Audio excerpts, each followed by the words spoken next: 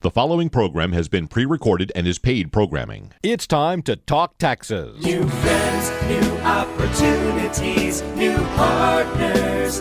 EG Tax.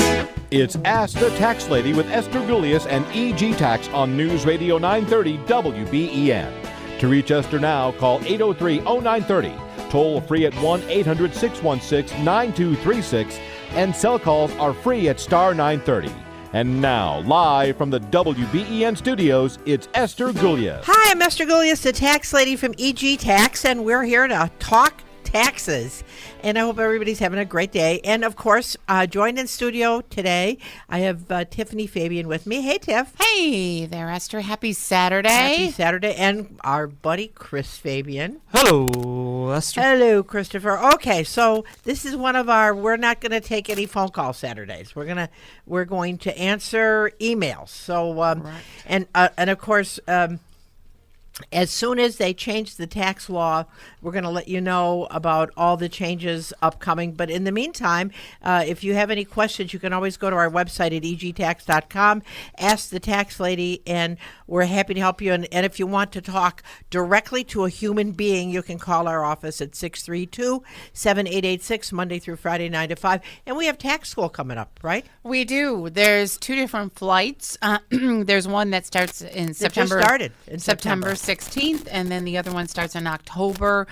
So it's a great opportunity to learn taxes from A to Z. I think we teach a great tax class. We were talking to my daughter who's taking a class at UB, and she's so lucky to have Chris and I in her back pocket. Right, Chris? Yep. Oh, my God. The hours that Chris has been tutoring her. Anyways, it's free of charge, and the only thing you have to pay for is the book. And the best part is afterwards, we hope that you come and work for us and go to our website if you need information. And we have a 4-year program. I mean, so this would be for the novice person. That would be maybe for their own use, or if they should do real well, that would come in and work for us as an entry-level preparer. But we offer 4 years of continuing education, culminating in an enrolled agent's exam, which would give you the opportunity you could go anywhere in the United States and work if you became an EA. For any CPA firm. Yep, and you can't beat that for a great career move. Absolutely. Which costs you very, very, very, very, very, very little, and it's only the books, and it gives you the opportunity to go anywhere in the United States. Absolutely. Right? Yeah. And so if you're interested in going to school, like our first flight just started this week, and I think if you wanted to get in, we could still get you into that first flight because you would have only missed the first one session. But the October class is coming up, and so if you should be interested, you can go to our website and sign up for school. Yep. Or you can call 632-7886, and we'll mail. You can come pick up registration form, whatever you're more convenient. Kind of new emails have we got? I have Flora from Hamburg. And then I just want to say before we dip into Flora's question, don't forget our podcast. Wherever you get your local podcast, you can grab our podcast. What is the name of our podcast?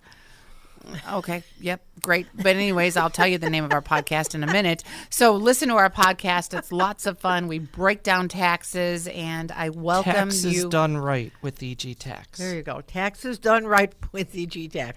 And but the thing is, we are like marching through the 1040 form right now. Mm-hmm. And if you just listen to it, it'll be remarkable for you to see what you thought was true may not be true at all. That's so true. Yep. And then they'll change it all again. That's true. And that's another true thing. My what do we got here? What do we got? I don't know how you stay on top of it. Esther and gang, question. So this child tax money, I've received $500 so far, but my husband and I are in the midst of a divorce, and the $500 was for my stepson. I told my husband, act soon, to change the account number repeatedly, but he didn't.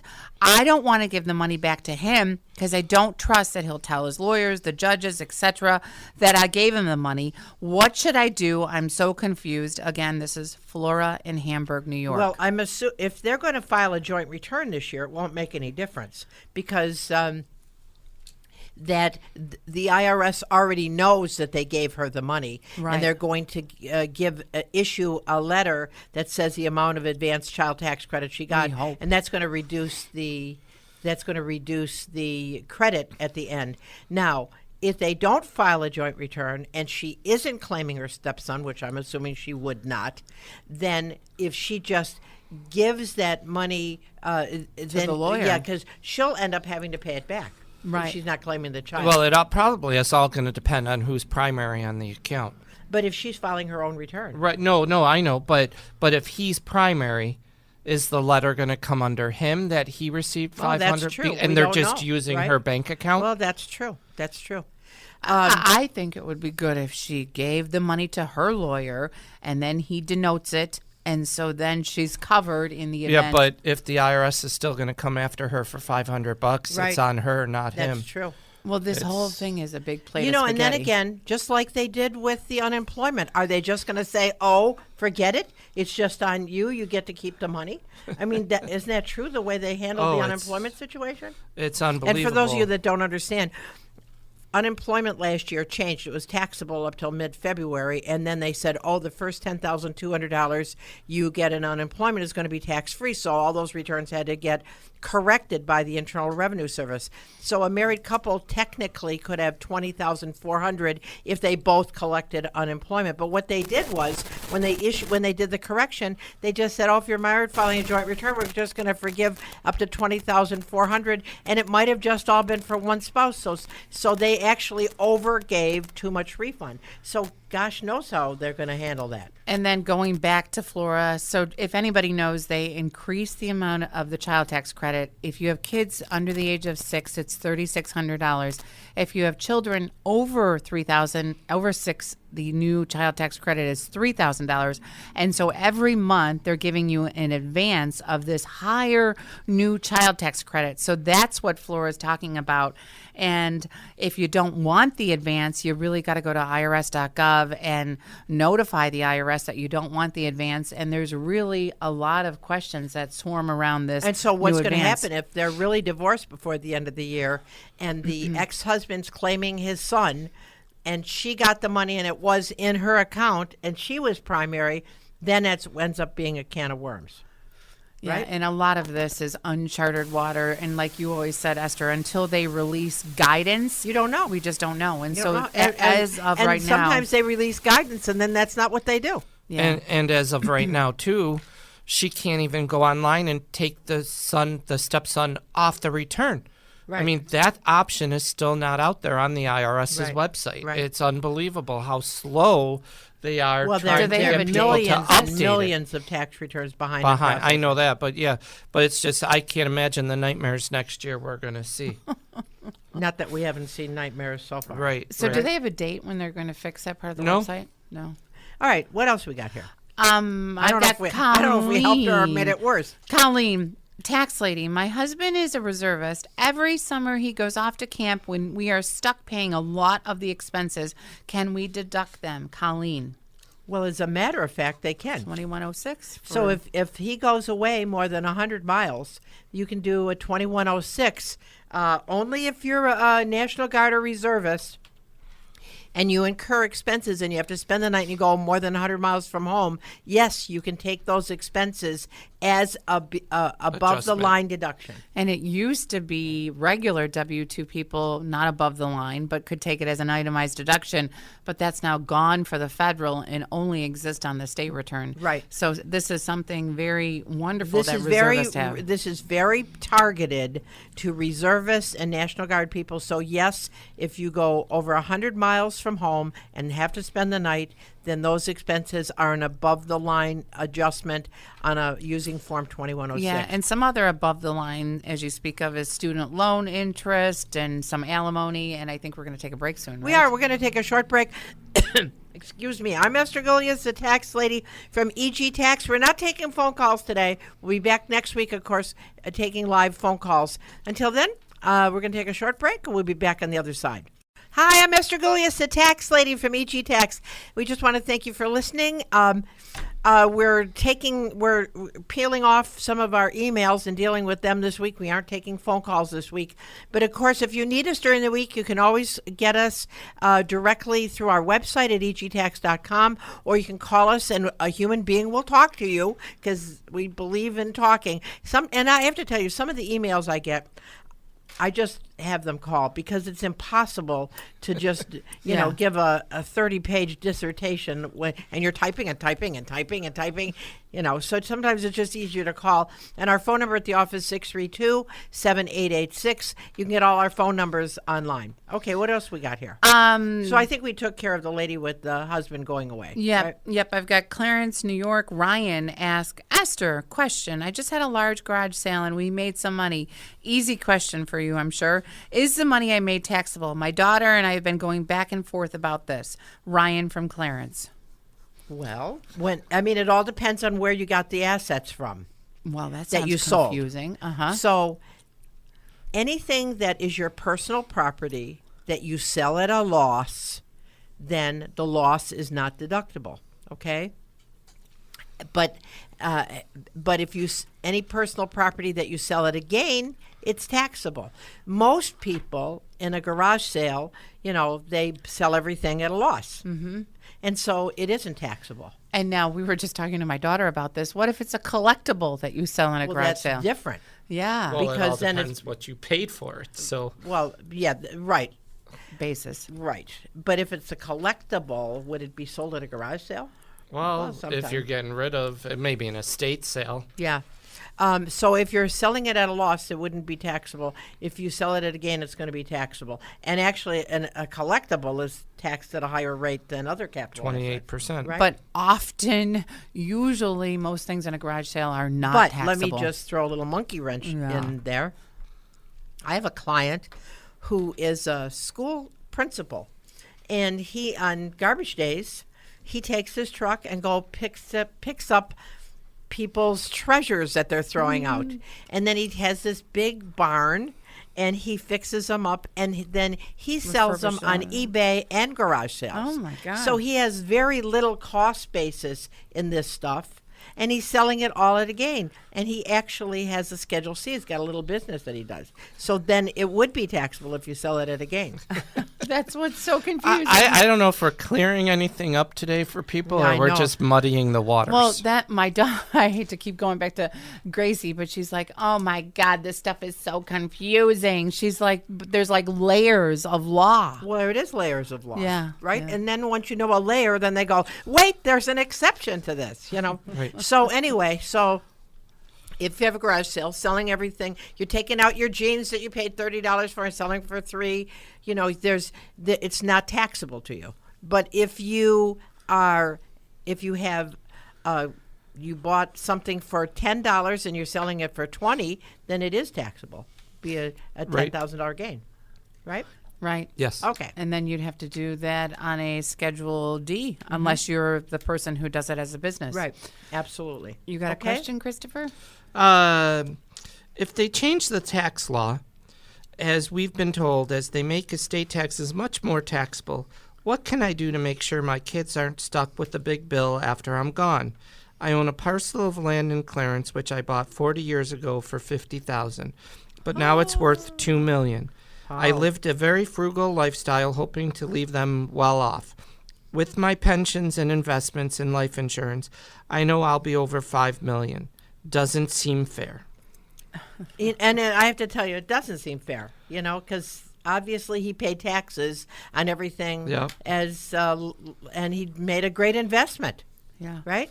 And he lived but frugally. if they do reduce the estate down to $3 million, then $2 million of his estate, with some adjustments, would be taxable at probably 40%. So his estate would end up paying about $800,000 plus the state of New York, so probably $1 million. He already paid taxes on it. I know, and so his kids would have to come up with $1 million.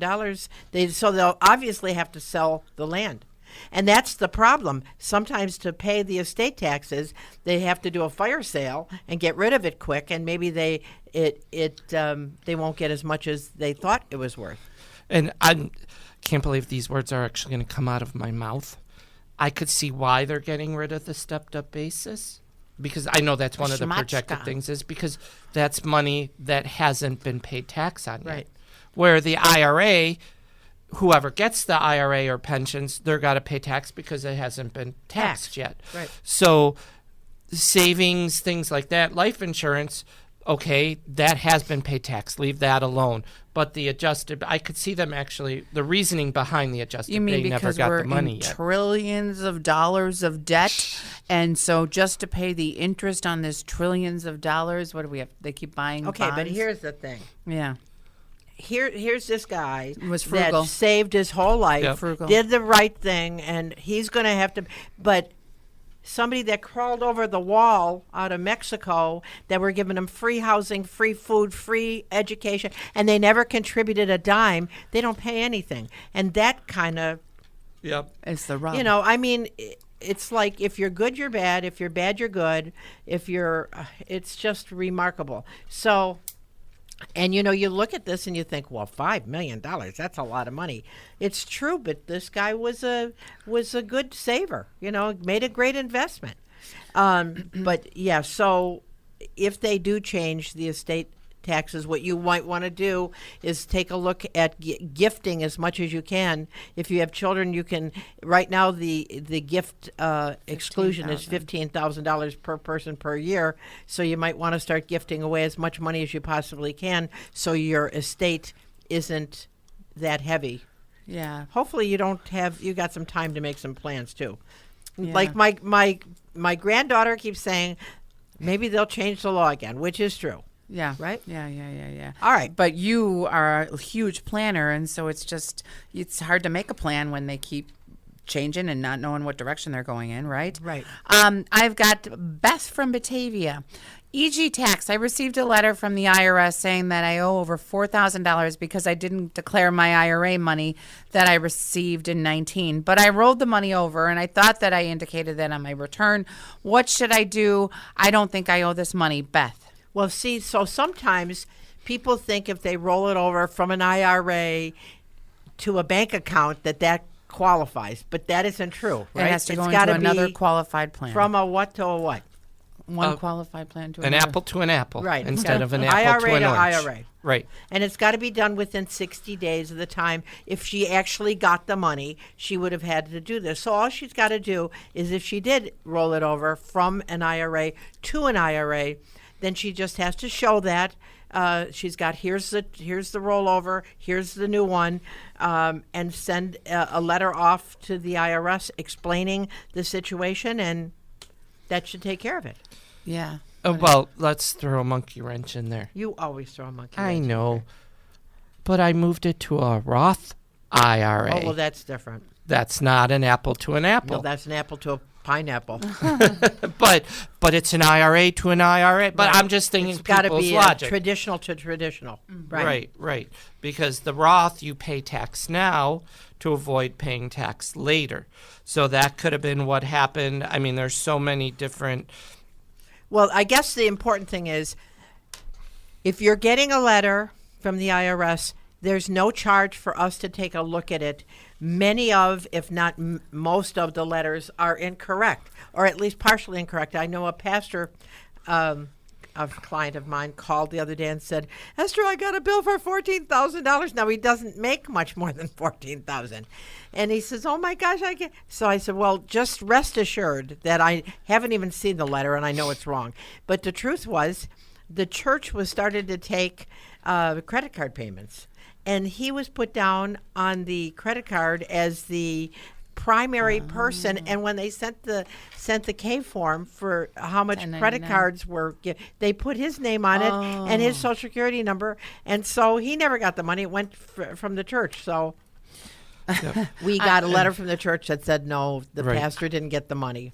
I know. You go first. I was going to say another thing with Beth was, what if she inherited that $4,000? Well, then that's Then you different. can't do a rollover. So maybe she contributed to her own IRA and she just put it on the wrong line without knowing. So like you said, bring in the letter, Right. let us take a look and see what's because you really do have to, before your eyes glaze over, you really have to take a look at what they're saying.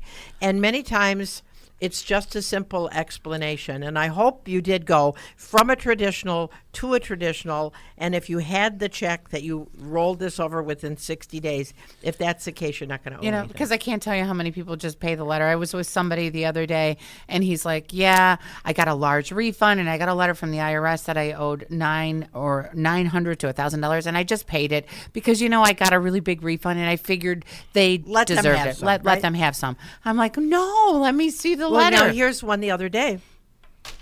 A client of mine got a refund of like $981, right? And 16 cents, which was weird, something like that. Then 3 weeks later, she gets this letter of explanation.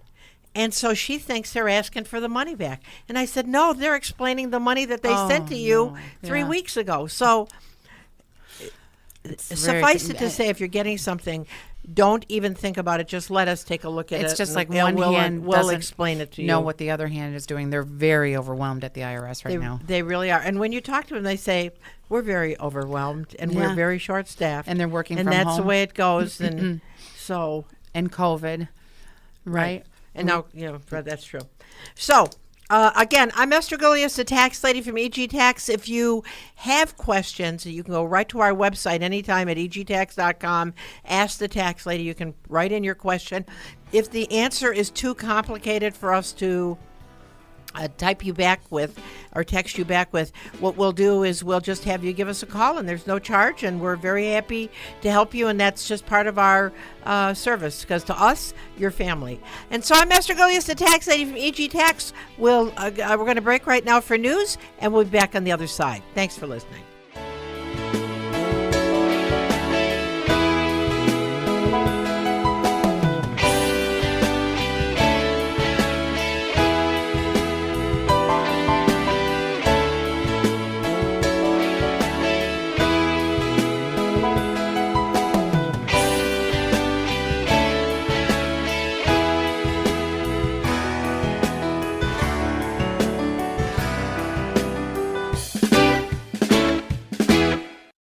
Esther Gullius, the tax lady from EG Tax.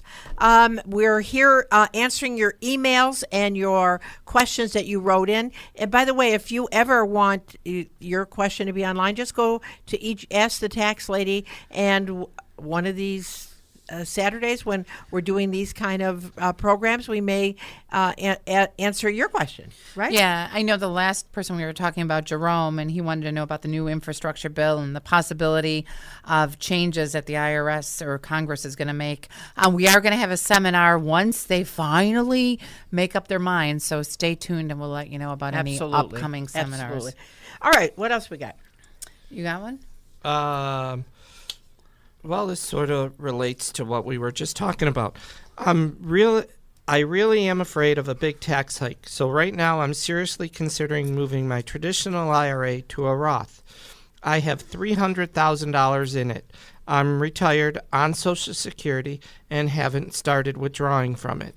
So I'm only in the 10% tax bracket. Does it make sense to you? No.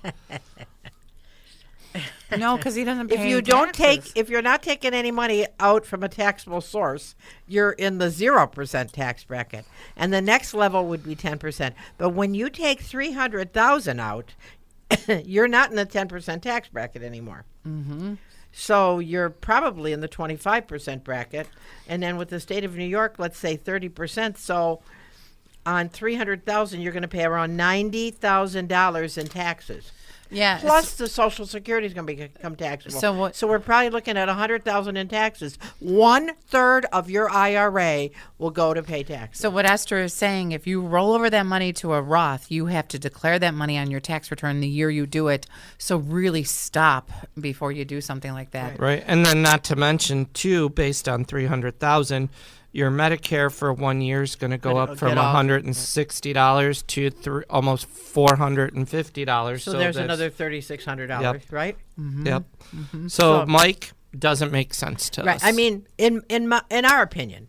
Right. In our opinion. There are some people that just are so afraid of paying taxes, they don't realize, and I listen to some financial people that say, we can fix it so you don't pay taxes on your retirement. Yeah, because you're paying taxes now.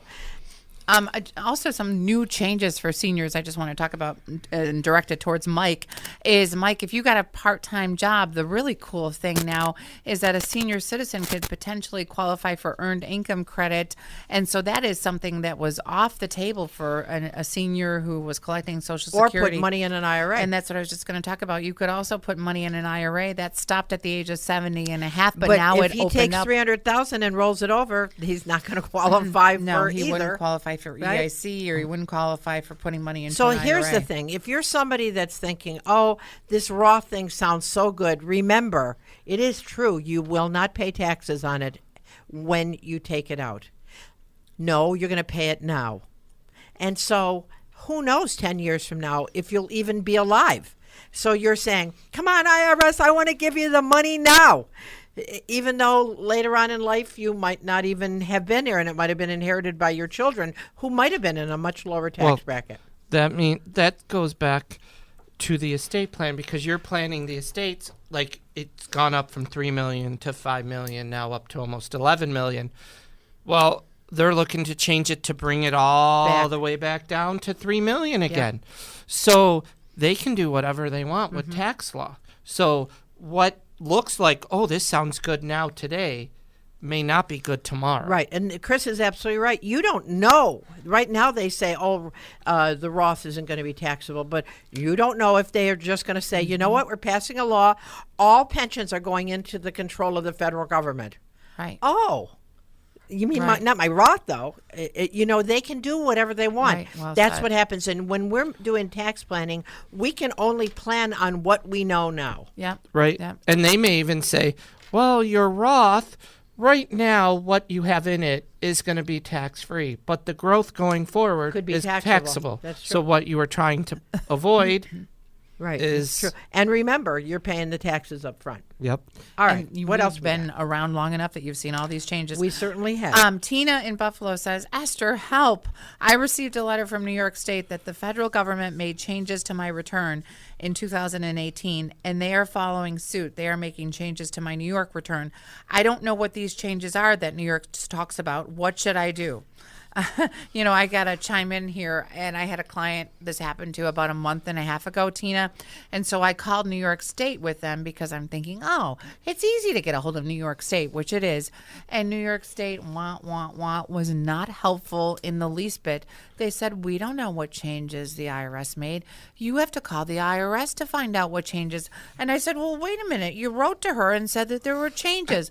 We don't know what the changes are. You got to call the IRS. So then her and I called the IRS, but nobody answered the phone. Nobody answered the phone. So I did a 4506T, which is a request for her transcripts. Right. And that was what that means. Now, can't you get those a lot faster now, though? Isn't that all electronic when you have an account? There is an account that I have, right. But I would have to get power of attorney and eventually have to talk to the IRS still. And so the practitioner priority line is jammed up. And so it's been really hard to talk to the practitioner priority line. I have found a sneaky way lately. All right, we're not going to talk about No, that. it's not that sneaky. Okay. I called the business line for the practitioner priority line. And if you got 3 hours. And then the business line transfers me to the personal line, and it always answers, but you still have to hold a long time. Yeah. I'm very tenacious. But which is and I want to tell you, that's really one of the blessings about having EG Tax work for you is we really want to help. Yeah, right. I mean, and I am going to tell you, I feel a lot like we got our eyes taped shut, our hands tied behind our back, and we're sitting in a chair and we're trying to help the taxpayer, but the IRS isn't able to help us because they're so understaffed. I called the IRS the other day holding for somebody for 3 hours, and they told me that their return is in a suspension mode, Chris, yep. because they don't have enough people to process so it's them. Just suspended right now, and they need to be patient. What were you going to say, though? Oh, I was going to say, I know I called New York the other day for somebody last week, and the first time I called, the person goes, I can't help you. And I go, people always help me with this on this line. Nope, I can't help you. So hung up, waited 2 minutes, called back, got somebody else. 2 minutes you waited? No, I to call back. Yeah. Oh, okay, I gotcha. Sorry. And you waited 3 hours. No, this was with New York State. Oh, okay. So, but the other person I talked to at New York State helped me. And I think we all understand that. You know, when you think about customer service, if you get the wrong person, I don't care what industry it is, it's murder. Yeah. Yeah. And the nice thing is New York State is working. It sounds like it. You can hear people in the background now that they're working back in the office. Right. Where the IRS is still working from home. Yeah. And I guess I can remember probably 15 years ago, 10 years ago, where you could say to a taxpayer, gee, you came in today, it's a Monday, so you're going to get your refund next Thursday. Mm-hmm. And that's what happened. Next Thursday was their direct deposit. Now you say, all right, you're here on Monday. We don't know when they're going to process your return. And when you go to where's my refund, it says processing. And that's it. Yeah, this return. But I will tell you, if you're one of those lucky people who have a return just processing, call your state senator. Yeah. Because, my gosh, if these people don't allocate some money to the IRS to hire some staff, we're now approaching another tax season. Mm-hmm. I know. I talked to an elder gentleman, and I told him, because his return says still processing, I said, call Schumer's office, call Gillibrand's office. Why would I do that? I said, to get them to move. To get them to care. To get them to care. Yeah. Because if enough people are calling them saying... If they think their constituents are unhappy, they'll do something, you know. Yeah. Yep.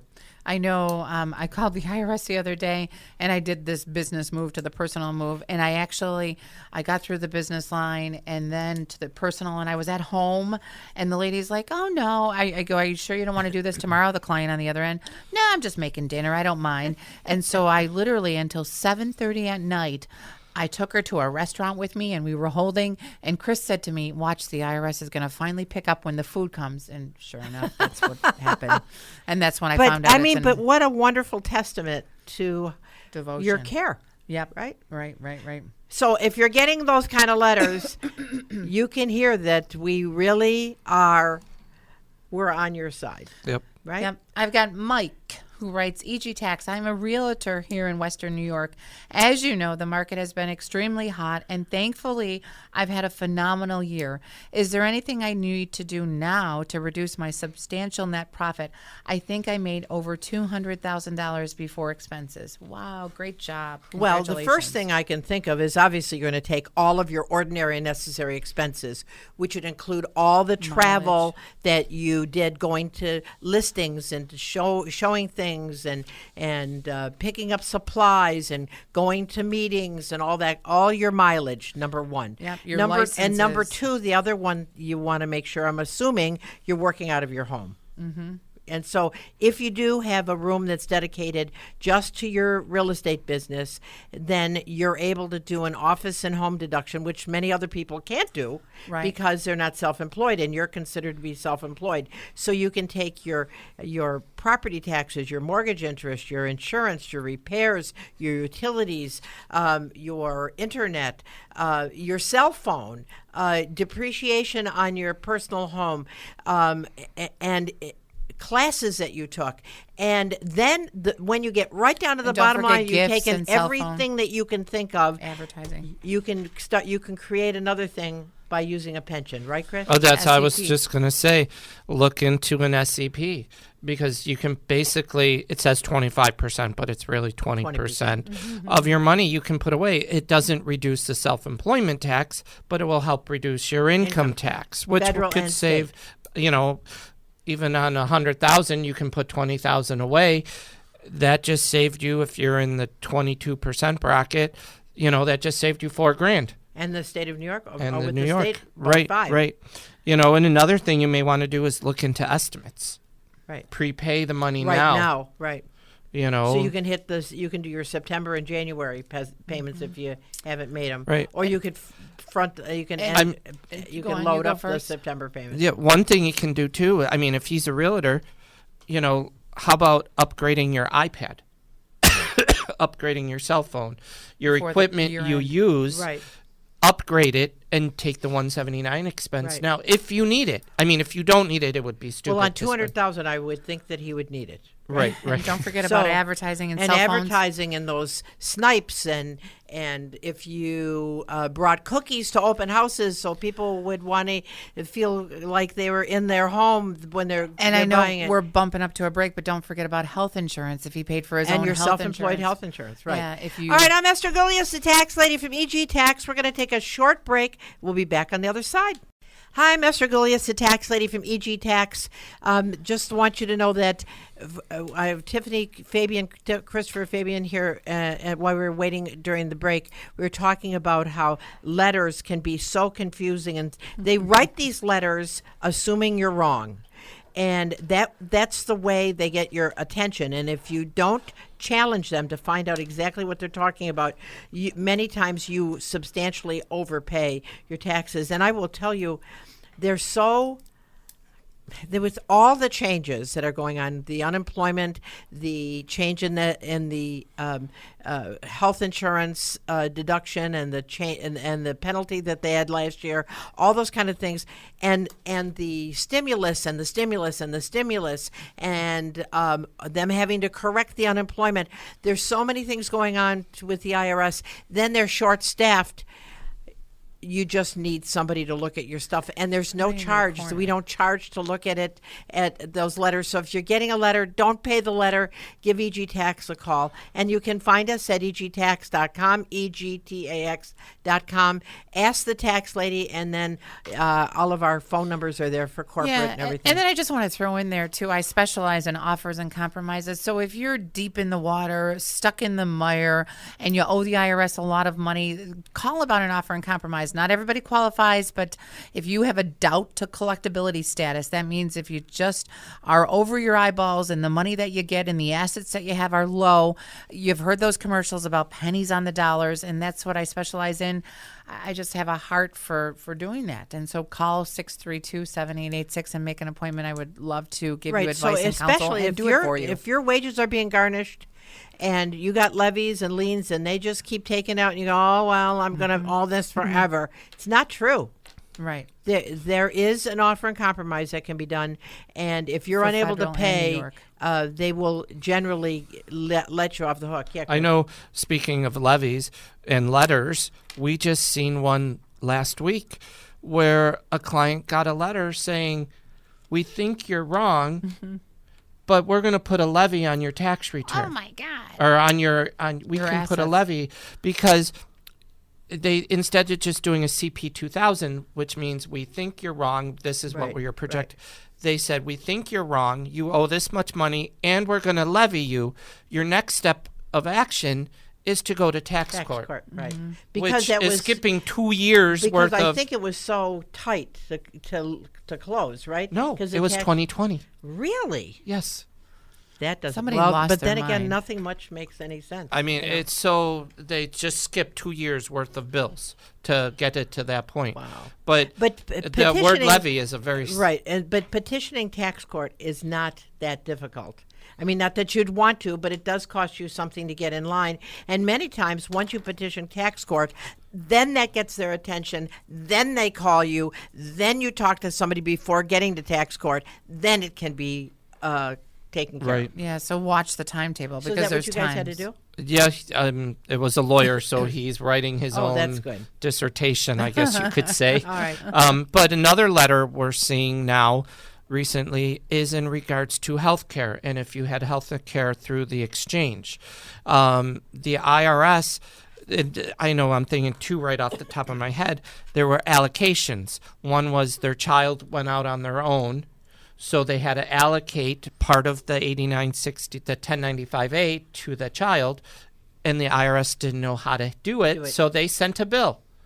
But the IRS is stupid because this year, for 2020, if you owed money, there was no penalty. You didn't owe it. Right. They forgave it. Right. So it's a waste of a letter. Right. But they still sent the letter. But they still sent the letter saying you owe us $4,000. Right. So we're working on that. Then also, And ultimately, when you talk to somebody who knows what they're talking about, it'll be set aside. Right. But the poor taxpayer, if they didn't know, they would have paid the money for nothing. Right. Don't do that. Another letter was a couple got married, and now this is 2019. Right. You got to remember, they're still working on 2019's cases. Yep. They got married. One had health insurance through work. One had health insurance through the exchange. Right. Yep. So we could allocate because of a marriage. The IRS, again, doesn't know how to allocate. So they sent a bill for $4,000 to this person. Another person. Wow. So, I mean, they just mail out letters hoping to get money back in. It's really amazing. And that person I saw over the weekend, I'll just pay him. I got a lot of money. They deserve some of this money. But no, it's not fair. And then, like you said earlier, too, or the one email, I just got a letter from New York stating the federal adjusted my income. Well, you pay the federal, New York's going to get their share 2 years later. Right, absolutely. And then it could be too late. Now, so we're talking about the subsidies then that people had to pay back. Right. But this year in 2021, and so in 2020, if you had an overpayment of subsidy and they would have asked for it back, well, that was another thing they waived because of COVID. You didn't have to pay it back.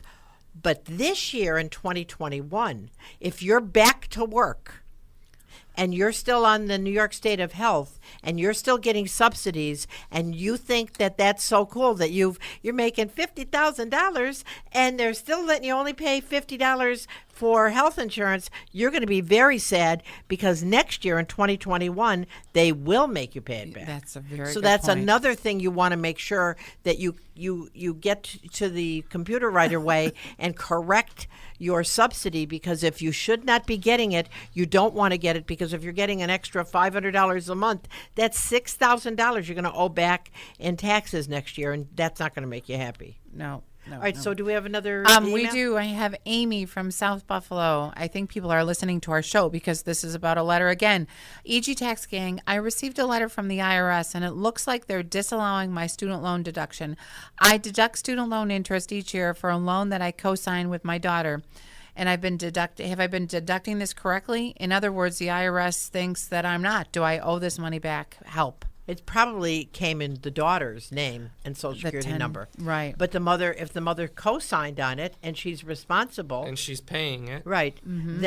Then it is deductible, but she's going to have to prove to the IRS that she was also a responsible party and paid the interest herself. Right. So again, bring the letter to us. We'll compose it. We'll show you what you need to do, and then you send it off certified mail. And do you know how long it's taking them to kind of sort through these letters? A response? What do you? You normally say give us 90 days, but then when you get a hold of somebody, they say give us at least 120 to 150 days. Yeah. So they tell you it's going to take longer. I just want to say with Amy in South Buffalo, it was such a confusing year when we were doing 2020 returns. There were so many parents not claiming their kids for last year because of the stimulus money. Right. But we're back now in 2021 to the rules are where you'll probably will claim your kids, because the law says as long as you can claim your kids up to the age of 24, as long as they're in college full time for at least half of the year. And so Amy might not have claimed her daughter in 2020 in order for her daughter to get all that stimulus money, not to mention that maybe her daughter was getting unemployment. And so that world, that what we were seeing in 2020 is not something we're going to see this year, probably when we file the 2020 return, right? Hopefully. Right. Yeah. And then what were you going to say? And then, speaking of college, last week we had Jeff Boron on. What a great tool for people to use for education. College has just started college planning. If you have juniors in high school, you want to start even sophomores, you want to start planning. I mean, we get calls all the time.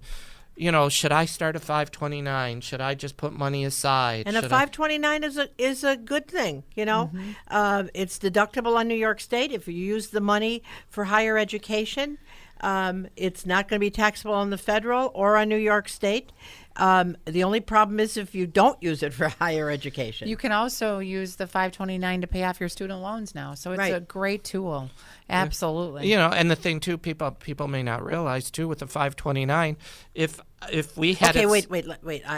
If we're getting in the weeds here, where do I get a 529? What is a 529? Because we throw out these numbers. So what is a 529, Chris? It's a college savings plan. You can get it through any state.